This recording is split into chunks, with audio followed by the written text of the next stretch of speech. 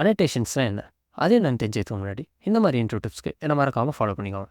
அனடேஷன்ஸ்னால் என்ன, HTML எப்படி ஹெட்டுன்னு சொல்லிட்டு ஒரு மெட்டா டேக் இருக்கோ அந்த மாதிரி ஜாவாவோடைய மெட்டா டேக் தான் அனடேஷன்ஸ்.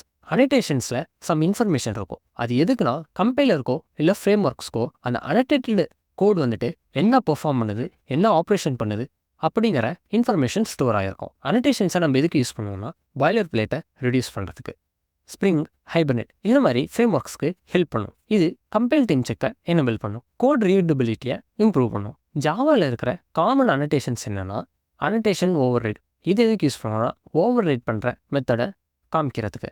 டிப்ரிகேட் அனடேஷன் இது எதுக்கு யூஸ் பண்ணோம்னா ஓல்டு மெத்தட்ஸை யூஸ் பண்ணுறதுக்கு. சப்ரஸ் வார்னிங் அனடேஷன் எதுக்கு யூஸ் பண்ணோம்னா கம்பைலர் வார்னிங்ஸை சப்ரஸ் பண்ணுறதுக்கு.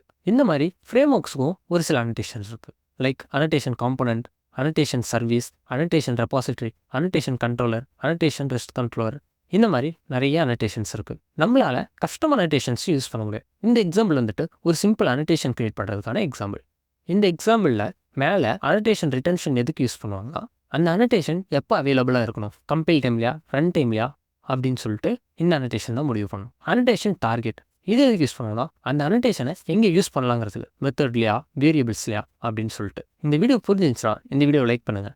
இன்டர்வியூக்கு ப்ரிப்பேர் பண்ணுற உங்கள் ஃப்ரெண்ட்ஸுக்கு இந்த வீடியோ மறக்காமல் ஷேர் பண்ணிடுங்க.